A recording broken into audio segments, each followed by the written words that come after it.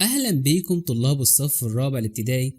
والنهاردة معانا درس جديد بعنوان التراث الثقافي لسكان بلدنا. يلا بينا نبدأ الدرس.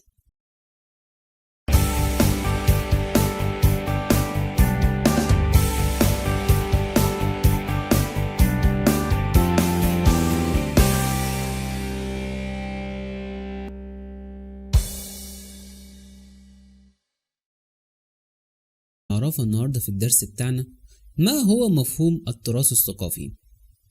التراث الثقافي هو كل ما ترك لنا أجدادنا من أماكن أثرية، فنون شعبية، صناعات حرفية، قيم وتقاليد اجتماعية. وأول حاجة هنعرفها النهاردة تقاليد المصريين في الاحتفالات. احتفل المصريين القدماء بكثير من الأعياد، وحرصوا على تسجيل مظاهر الاحتفال بها على جدران المعابد، زي عيد الاحتفال بشم النسيم وعيد رأس السنة. تعالوا نعرفهم سوا. أولا، الاحتفال بشم النسيم. سجلوا المصريين القدماء مظاهر احتفالاتهم في شم النسيم على جدران المعابد، مثل الأسماك المملحة والبيض الملون والبصل. ثانيا، عيد رأس السنة هو عيد رسمي للدولة في مصر القديمة، وكان يحتفل به يوم 1 توت، وهو أول شهور السنة المصرية القديمة، وكانت تستمر الاحتفالات عدة أيام. كان في اليوم الأول الذهاب لمعابد الآلهة، وكان يأخذون الخبز والكعك والفطائر. أما باقي الأيام يذهبون إلى المنتزهات، ومن أشهر مأكولاتهم البط والأوز والأسماك. طب تعالوا نعرف مع بعض تقاليد المصريين في الاحتفالات حديثا. وأول ناس هنتكلم عليهم النهاردة هم أهل واحد سيوة، وأشهر المناسبات عندهم هو عيد السياحة. عيد السياحة هو عيد الحصاد التمور والزيتون، وتاريخه منتصف شهر أكتوبر، وليها أهمية كبيرة لأنه يجذب هذا الاحتفال الكثير من السياح، عشان كده أطلقنا عليه عيد السياحة. وبيرتدي السكان الملابس المحلية، ويرددون الأغاني التراثية، ويقومون بمواد الطعام.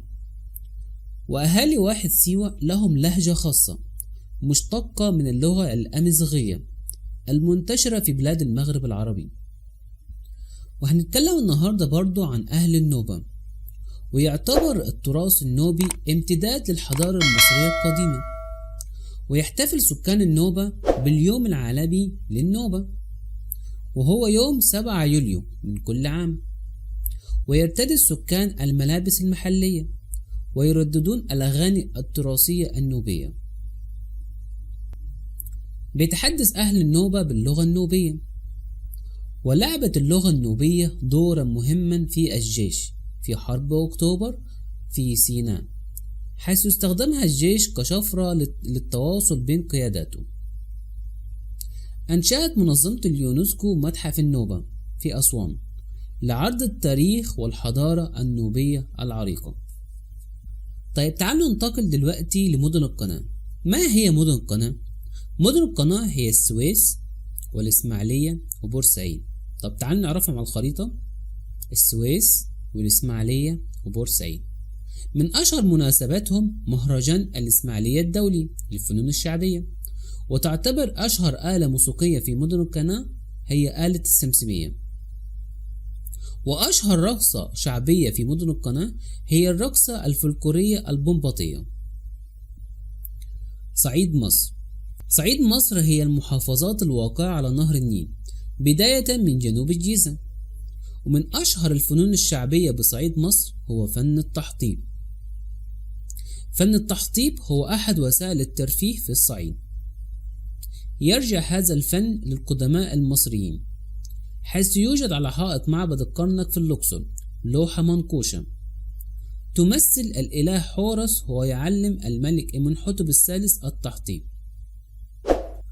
ويشتهر صعيد مصر بإنشاد السيرة الهلالية، وتقدم على اللسان الراوي وهو يعزف الربابة. وحفاظا على هذا التراث تم إنشاء متحف للسيرة الهلالية في محافظة قنا. وآخر مجموعة معانا النهاردة هم بدو سيناء. يمتلك بدو سيناء تراثا ثقافيا متنوعا يرتبط بقيمهم وتقاليدهم. من تقاليد بدو سيناء إكرام الضيف، الاحتفال بالمناسبات الاجتماعية مثل عودة المسافر واحتفالات الجواز واحتفالات المواليد. ومن مظاهر الاحتفالات ببدو سيناء: 1. ارتداء الزي التقليدي، حفلات السمر من الرقص والغناء، تنظيم سباقات الهجن اللي هي الأبل.